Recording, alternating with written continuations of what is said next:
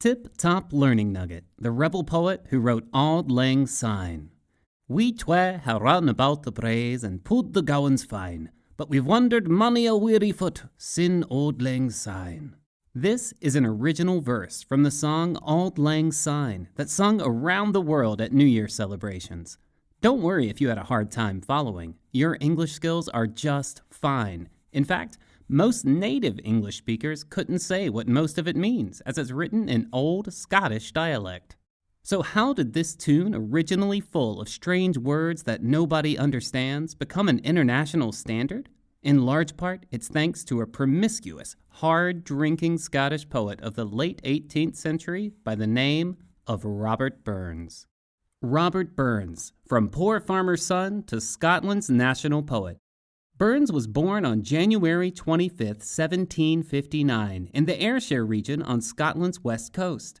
He was the first of 7 children in a poor farming family. They didn't have much, but Burns's parents encouraged their eldest child's education as much as they could. He learned to read and eventually fell in love with poetry. He also had passions for Scottish folk tales and songs, local dialect, and a number of women. When Burns's father died in 1784, Burns had already fathered a child out of wedlock. He'd go on to have 12 more children with various women, and he found himself responsible for running the family farm. The next 2 years were a blur of great disappointment and huge triumph. During that time, Burns tried to marry a woman named Jean Amour, with whom he was also expecting a child, but her father forced her to back out. Additionally, he wasn't making any profit from the farm, and bankruptcy seemed imminent. Various sources say that at this point, Burns wanted to leave Scotland to start a new life in the Caribbean, possibly with a new flame named Mary Campbell, and hoped he could make enough money from a collection of poems he'd been working on to fund the move. However, when he released poems chiefly in the Scottish dialect, it was a bigger hit than he could ever have imagined. The collection mixed the language and perspectives of the common Scot with highbrow poetic structures, forms, and concepts he'd picked up from reading literary classics, and it won over country folk and academics alike. The book's success led the country-raised Burns to spend time in Scotland's most important city, Edinburgh, where he was a celebrated guest among members of high society.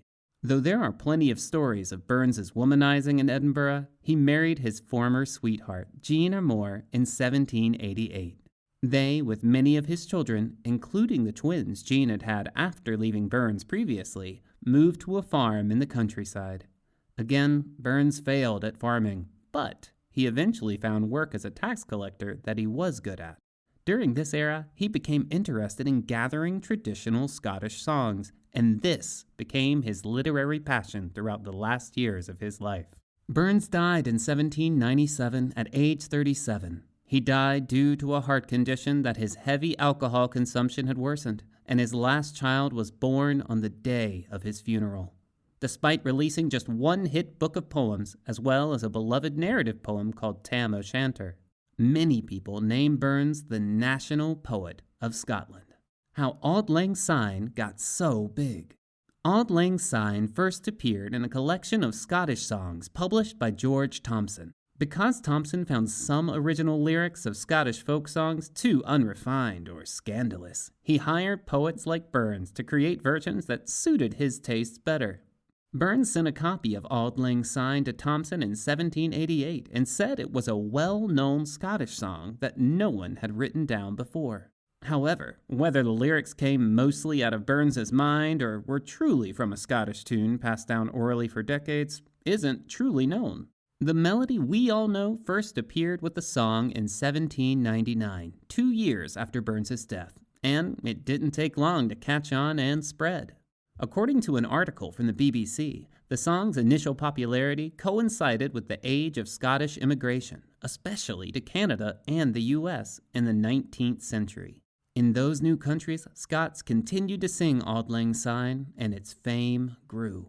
A big band leader named Guy Lombardo is credited with connecting the tune to the new year, as his Royal Canadian Dance Band always ended its long-running and extremely popular New Year's concert with it.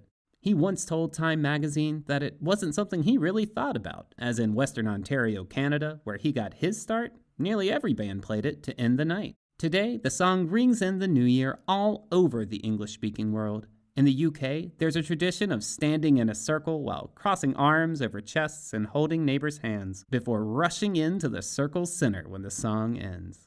Take a cup of kindness.